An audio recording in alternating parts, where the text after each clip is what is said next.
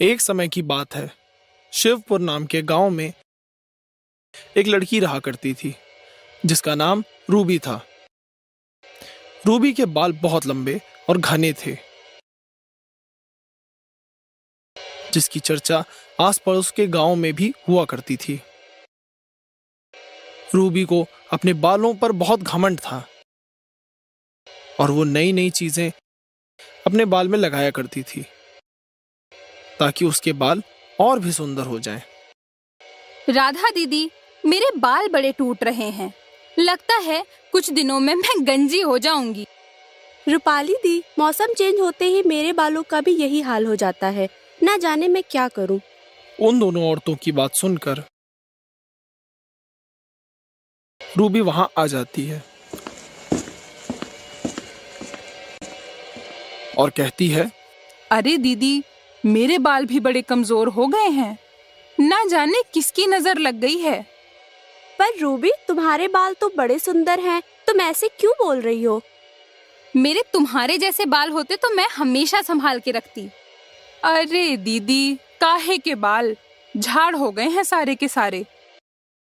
ये कहकर रूबी वहां से चली जाती है। देखो तो कैसे बीच में आकर बोलकर चली गई। इसे अच्छे से पता है कि इसके बाल बहुत सुंदर हैं, इसीलिए मुफ्त की तारीफ बटोरने आई थी कलमुही। उसी गांव में रोहित नाम का एक लड़का रूबी को मन ही मन पसंद करता था और रूबी उसे जरा भी भाव नहीं देती थी। रोहित ने कई बार रूबी को अपने मन की बात बताई और रूबी हमेशा उसे जलील कर कर भगा देती थी।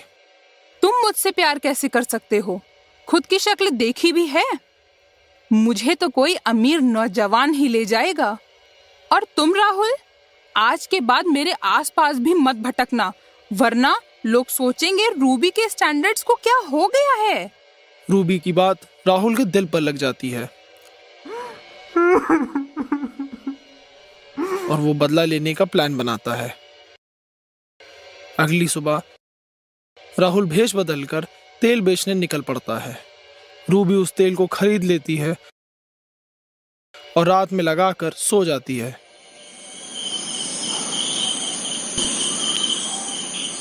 अगली सुबह रूबी के सारे बाल टूटकर गिर जाते हैं।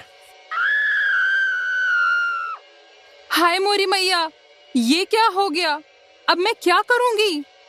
और खिड़की से भी पड़ोसन ने मुझे देख लिया है और वो हंसते हुए पूरे गांव को बता देगी। अब मैं घर से बाहर नहीं निकलूंगी। कुछ दिन बाद एक पेड़ से रूबी की लाश लटकी मिलती है। रूबी अब एक चुड़ैल बन चुकी थी।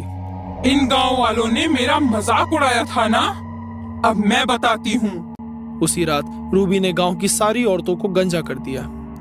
अगली सुबह उठने पर सारी औरतें शर्म से घर के बाहर नहीं निकल रही थीं। फिर एक एक करके रूबी ने औरतों को मारना शुरू कर दिया। ऐसे ही कई रात औरतें घर के बाहर मृत मिलती। गांव के लोगों ने इस सब से परेशान होकर पड़ोस के बाबा को बुलाया। बाबा उस पेड़ के पास गए जहां रूबी ने फांसी लगाई थी। बाबा ने अपने तंत्र विद्या से चुड़ैल को बुलाया और चुड़ैल से बात करने की कोशिश करने लगे। तुम क्या चाहती हो और लोगों को क्यों मार रही हो? मैं जब गंजी हुई तो इन लोगों ने मेरा मजाक उड़ाया और मेरे गंजेपन को देखकर बहुत हंसे। अब मैं किसी को भी नहीं छोड़ूंगी। तभी बाबा राहुल को पकड़ के ले जाने के लिए कहते हैं। राहुल के आते ही बाबा उसे चुड़ैल के सामने पेश करते हैं। इसने तुम्हारी ये हालत की है, इसे पकड़ो और बाकी गांव वालों को छोड़ दो। चुड़ैल ने राहुल को बहुत पीटा और उसे भी गंजा कर दिया। रूबी, मुझे माफ कर दो। मैं तुम्हारे बाल नहीं लौटा सकता, पर एक विग दे सकता हूँ जिससे तुम्हारे बाल वापस मिल जाएंगे। राहुल उस चुड़ैल को एक विग लगाकर देता है और रूबी की आत्मा को मुक्ति मिल जाती है।